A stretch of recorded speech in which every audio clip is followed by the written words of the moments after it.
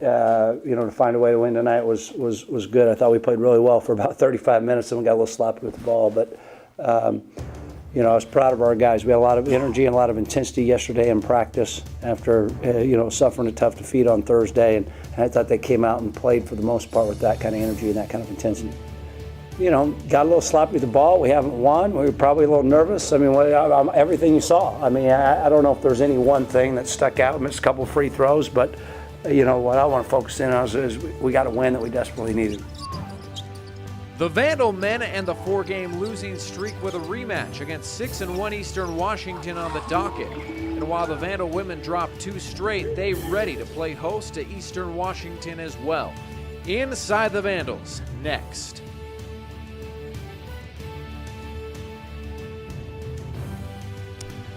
Hey, welcome into another week of Inside the Vandals. I'm your host, Tom Purvis, and I'm joined by men's basketball coach Don Verlin. Coach, thanks so much for being with us. You're welcome.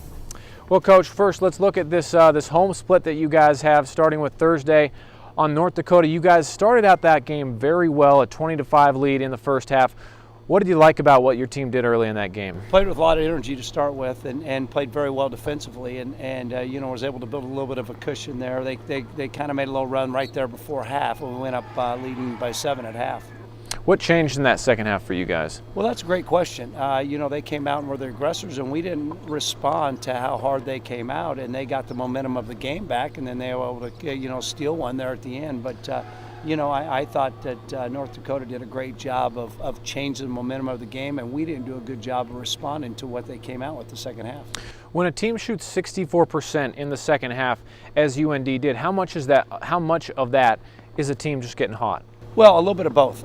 We gave them a lot of baskets in transition, mainly because of our turnovers. We gave them 6 or 7 easy run-out layups. And, when you start talking about field goal percentage, 30 shots in a game, you give them 6 easy ones, now that percentage is going to be high.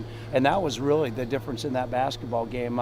We just didn't take care of the ball very well, and then we didn't stop them from getting layups at the other end. And then our offense we weren't quite as good on offense, and we allowed them to get out in transition after missed field goals too. So, we didn't play very well offensively, which really affected our defense in that basketball game. In the free throw shooting in that game for you guys, how much did that hurt your team in the end? Well, it hurt us, no question about it. When it comes down to be, a 7-point game, but it was a little bit closer than that right there at the end. Certainly. You've got to make sure you knock down your throws, and we've been a good free throw shooting team, all year long. Last week we didn't get all of our free throw shot like we needed to. We started this week, already made 100, and we'll get our 400 or 500 shot this week. We'll get back on top of that free throw percentage. You guys obviously, and you're saying it right now, how many reps you put in practice. When you put in that many reps in practice and then you miss some in the games, how much of that is simply a mental thing? It's all concentration. By this point in the season, they've got the routine down. They know exactly what they need to do. It becomes concentration and focus, and that's something we work on all the time, especially at the free throw line. Then against Northern Colorado on Saturday, it seemed that you guys really played with a chip on your shoulder. Besides really that final 5 minutes, a dominant performance. Yeah, we played really well for 35 minutes of that basketball game. I was really proud of our guys. North Dakota stung.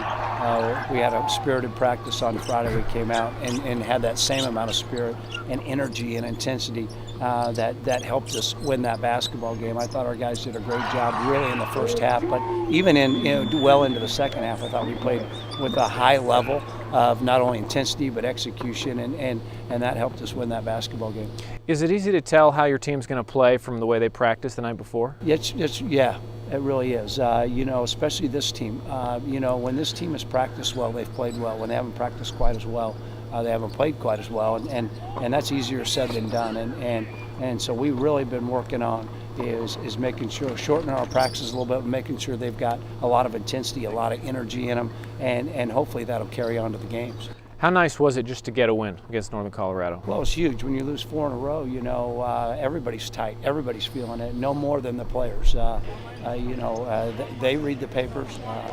They know where they're at. Yeah. They know what's gone on, and no one puts more pressure on themselves than the guys. And that's what happened a little bit at the end of that basketball game. And we were up 19 going into the 4-minute media timeout, and that gets back to a 1-point game. And it was just the fact of us getting tight and hadn't won for a while.